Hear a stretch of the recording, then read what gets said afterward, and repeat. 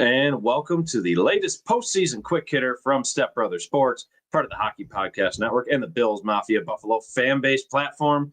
We're brought to you by Rich Brow Brewing, located at 5 South 20th Street, Richmond's premier Buffalo Bills backers bar. Folks, we observed a Thursday night football game, Buffalo Bills over the Miami Dolphins.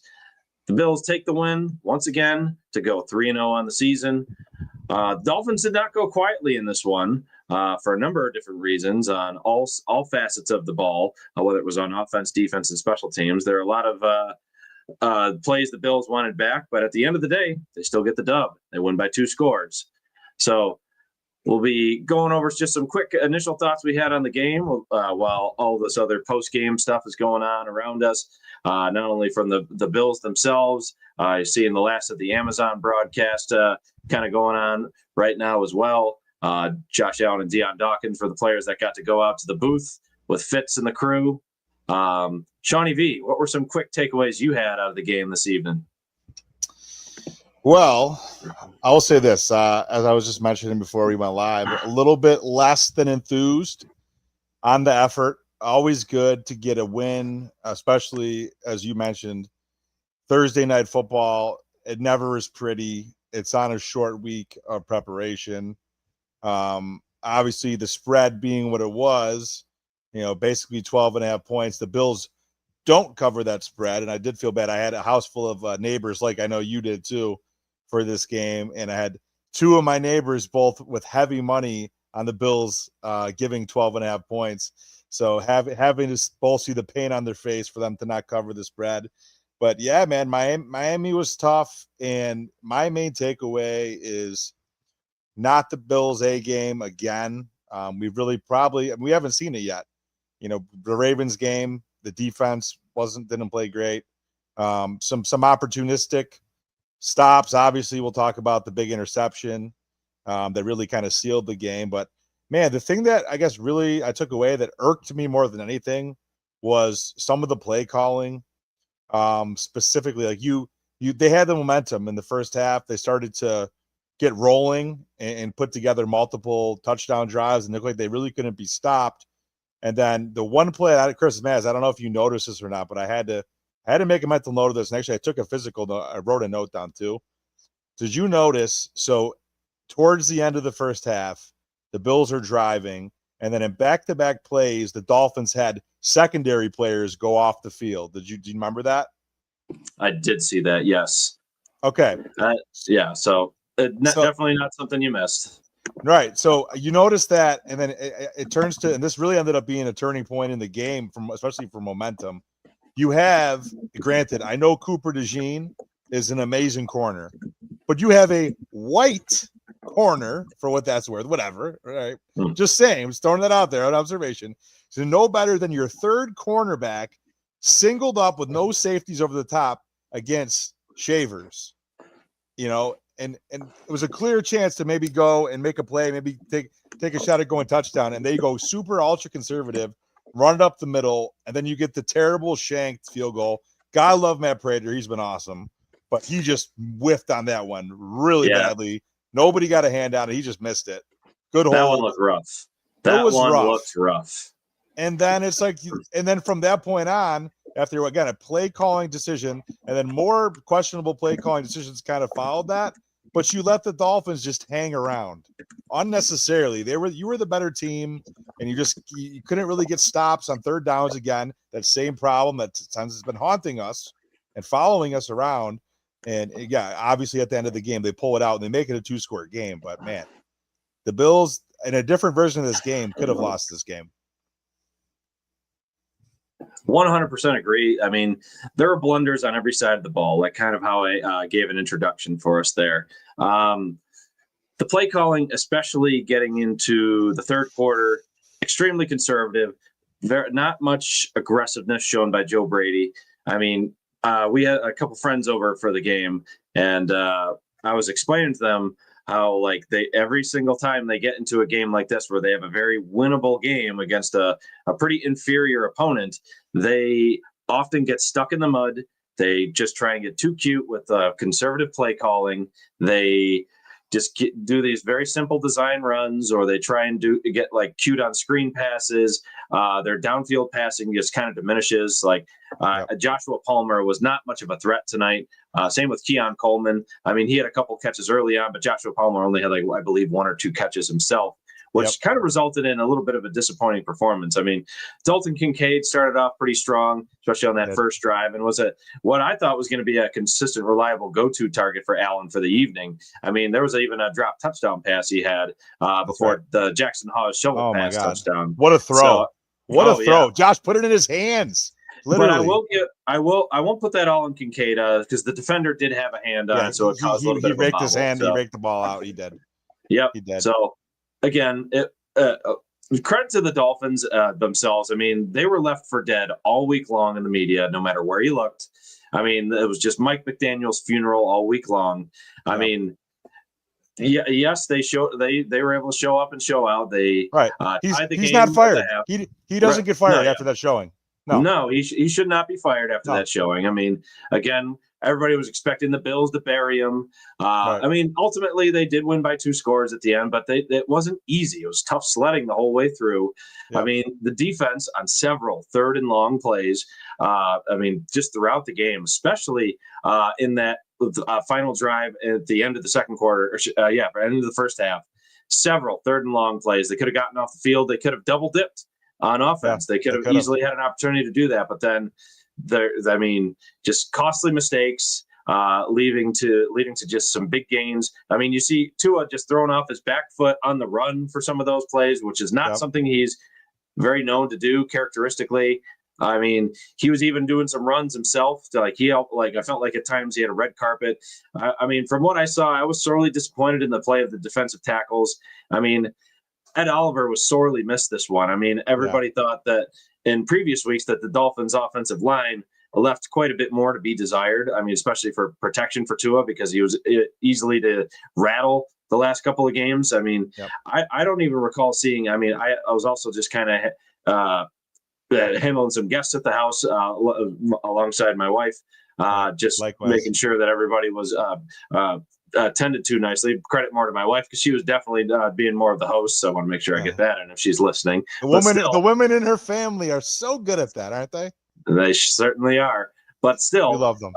Point taken. Like, I do not recall seeing a sack by the defensive line. I mean, Tua was still able to get the ball out efficiently within like that 2.5-3 second range. I mean, they even had him on the run a few times. There was a couple times where they just ultimately whiffed on some sacks. I saw Joey Bosa in the backfield a couple times. Like, he gave some good pressures, but still, ultimately, great couple spin moves he had to get in.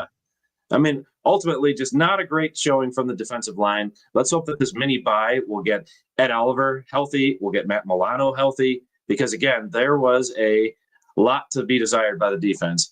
Friend of the show, Johnny O. Prater missed and Sealer roughing the passer, roughing the kicker were biggest swings of the game, whereas Rousseau completely agree on that one. Elijah Moore, the new gadget guy, what we hope Samuel would be. Yeah, Samuel, again, a healthy scratch despite being able to practice ever since the end of training camp, essentially. I mean, he's just been a ghost. So completely agree, Johnny O. He has. And, you mentioned this a little bit. So on those 3rd downs, like we have to, I mean, that's the money down in the NFL. You have to get off the field. And that was earlier in the game, the first half, and then a little bit in the second half. And listen, Tyreek Hill is Tyreek Hill. They were just basically getting him the ball in space where he could make something happen, and he did multiple times. And then the thing that it was infuriating to me, and then they did actually end up making a play. But dude, how many times did they run Waddle on a corner route? Cover it. They're doing it. They're doing the same thing 3 times. You're just giving them first downs all the way down the field. And the dude definitely looked healthy going into the game, despite having that shoulder injury concern going into it. But still, he played a strong game. They adjust. They get the pick. It ended up they finally coaching like, hey, like they're just running. They're having a guy run out. They have another guy. They run underneath it and do a corner. Like, if they finally put a stop to it, but that game was unnecessarily close for no reason. And then the other big, obviously, the pick was really the nail in the coffin that led to the field goal, 2 scores.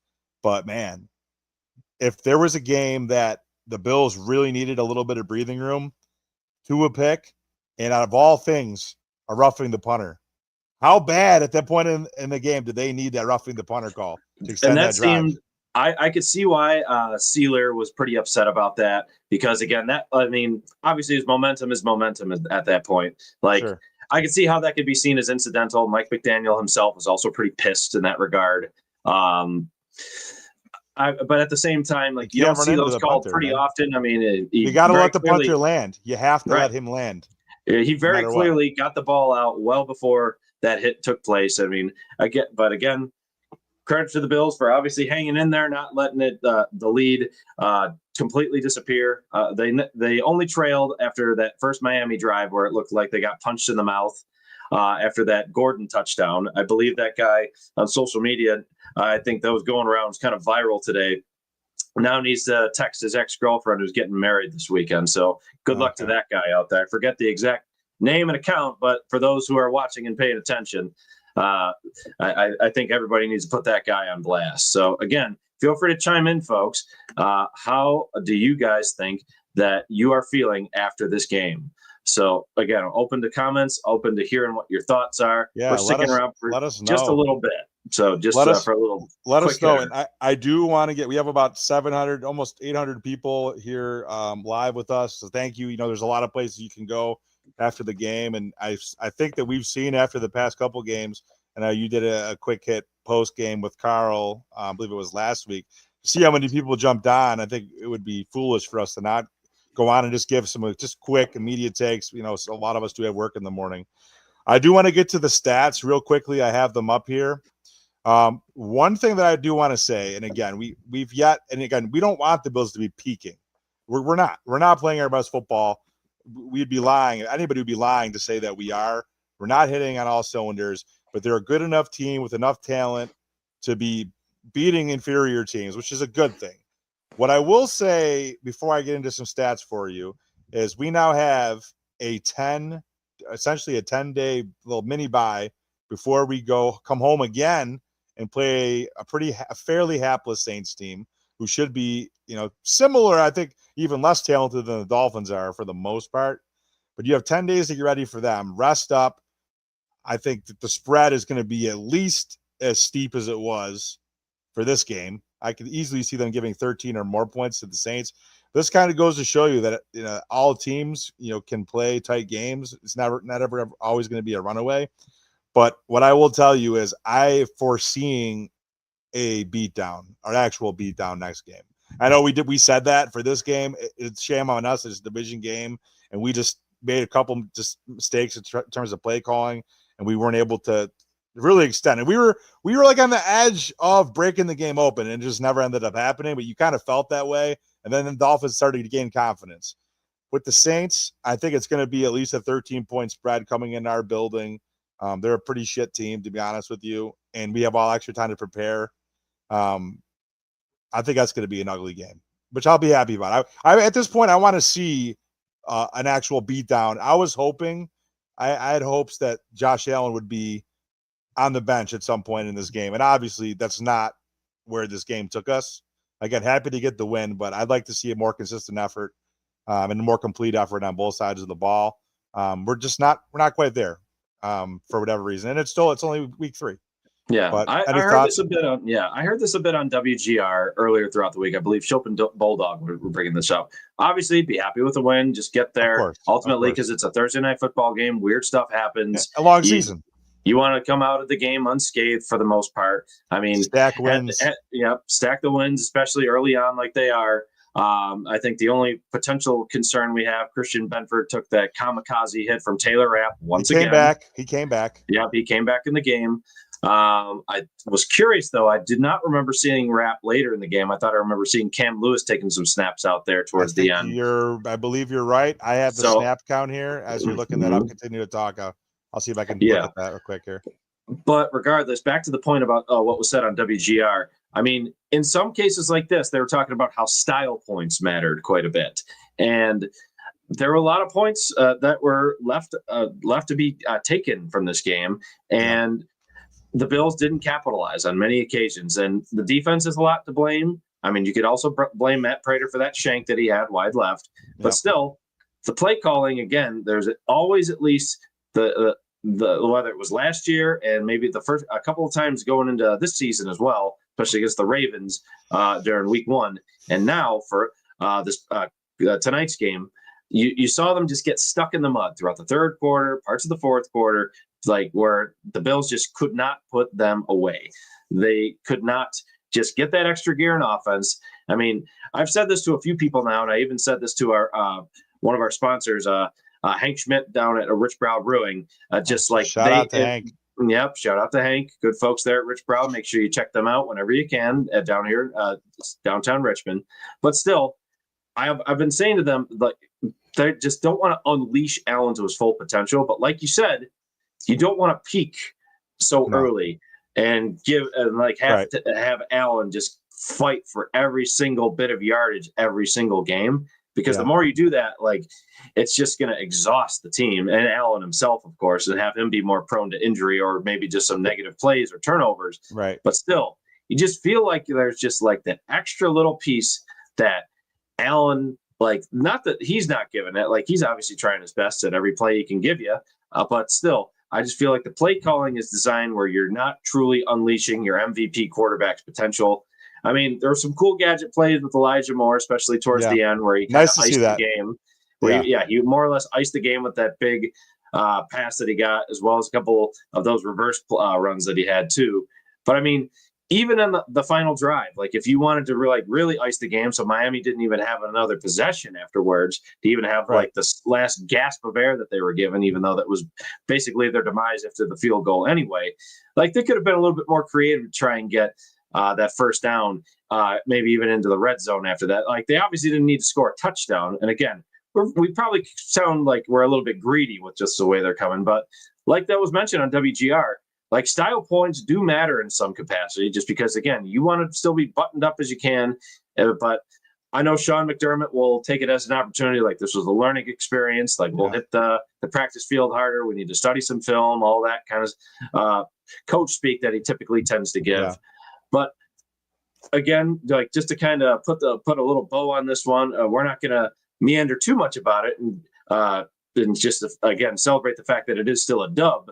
But still, a win is a win. You stack them up now. The Saints are coming to Buffalo on September 28th. Shout out to our friend Riley Reed down at Q101 in Shenandoah Valley for that being his first game, of course. So we hope it's a great time. Y'all treat him well. Get the jambalaya, buddy. Yep. Y'all treat him well, of course. But any other lingering thoughts you had of the game, or just from other observations you had in general there, Shawnee V? Yeah, I'm going to give a quick stat breakdown for someone that might have missed the game.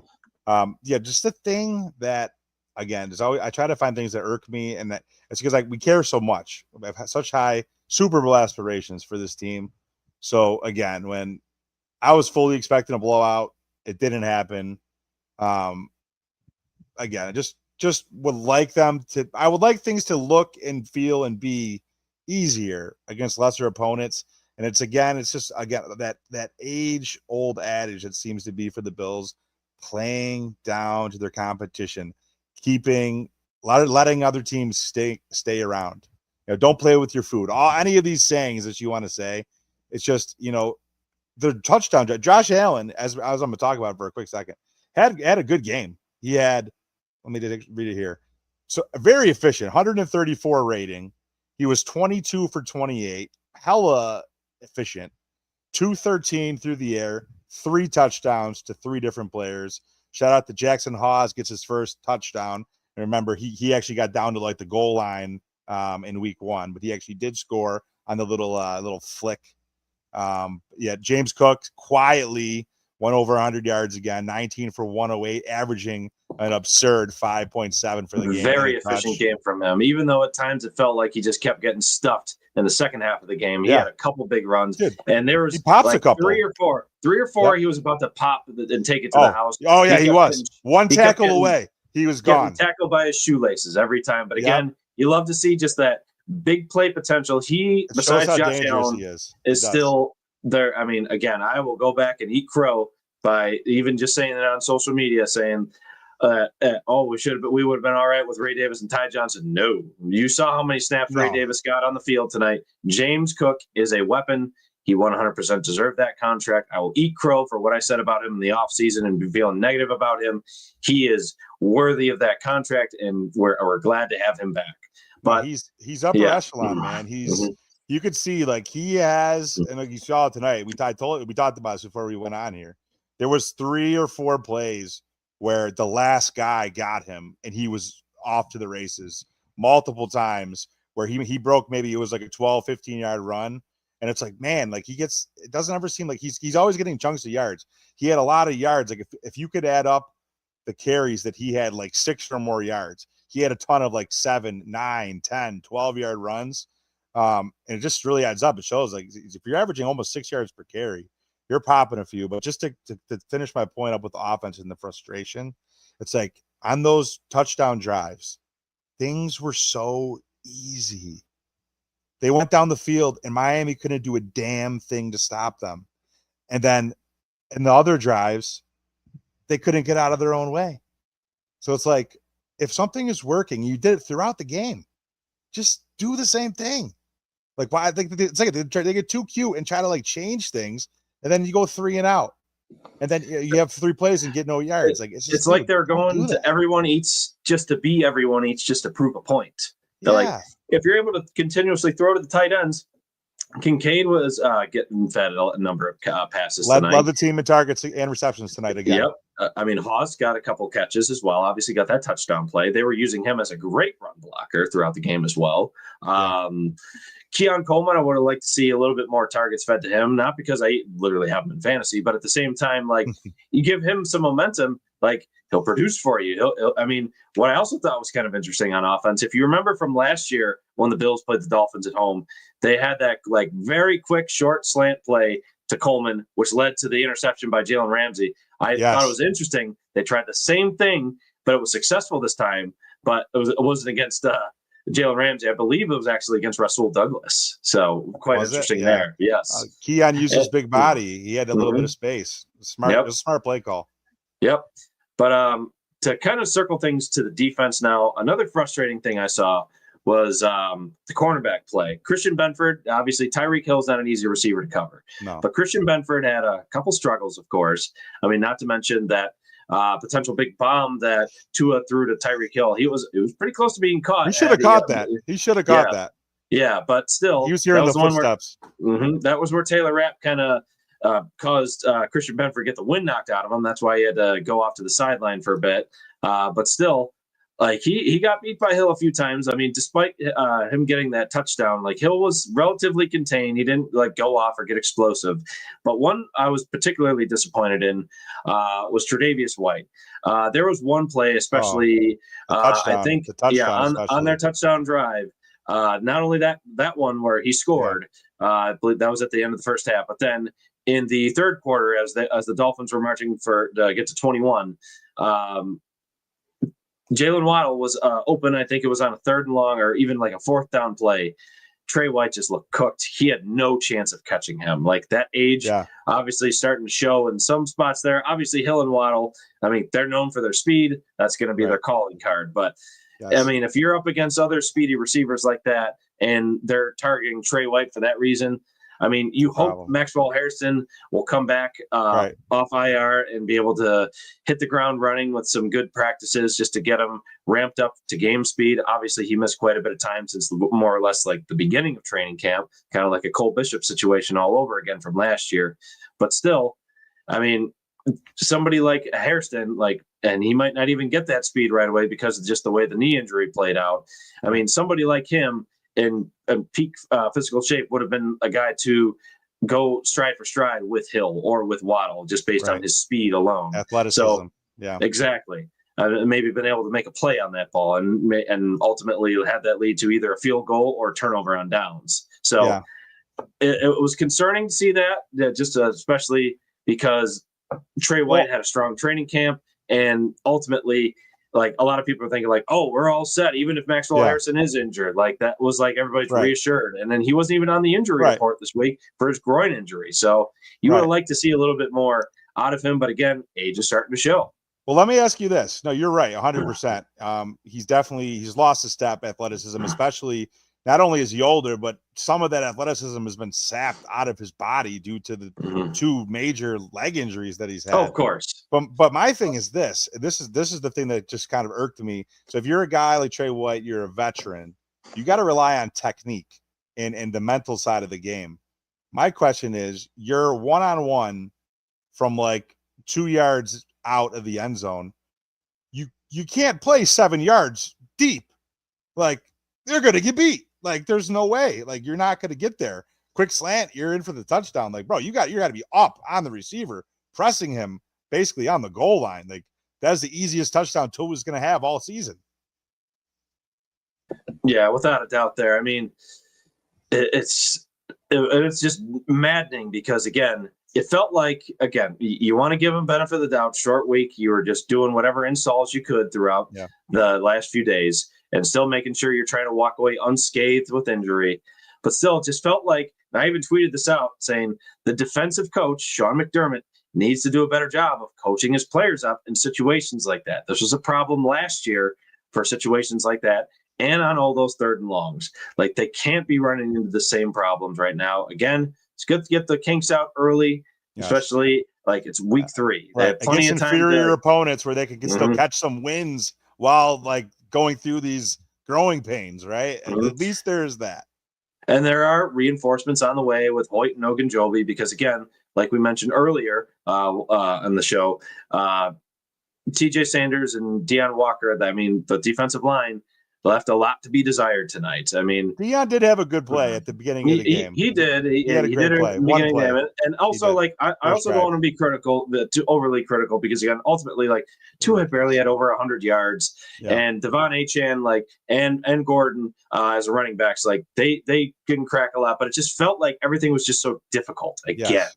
Yeah. So it always is until they're not going to be a championship caliber team.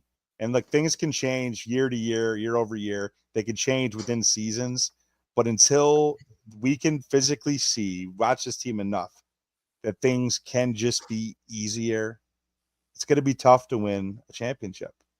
These things need to be easy. Yeah. A lot of buttoning up to do in the next 10 days. Again, hopefully the team rests up well.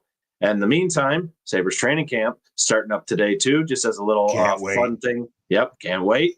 Heard Lindy Ruff getting some hard conditioning in to start things up there. Yeah, who would have thought? KA spoke today too. Yeah, who would have thought we'd be talking Sabres on a Bills post-game show? But still, some encouraging things from there. If we were trying to get some silver linings out of the day, you're hearing some positive news about an Alex Tuck extension there. Yes. He wants to be there. The team wants him there. Sounds like all things are pointing to an extension happening. I would think probably before the regular season starts, which would be amazing. Hopefully, our own Joe Marino too said that they looked rough without Tuck in the lineup today. Yeah, so glad to see that he got some coverage there. So shout out to our guy Joe. Hopefully he's enjoying the time being down at Harbor Center once again, just in a different capacity, covering the real team instead of just the prospects. But just a couple last things before we wrap things up. Again, folks, one of our next shows coming up. Just trying to make sure we get that date down.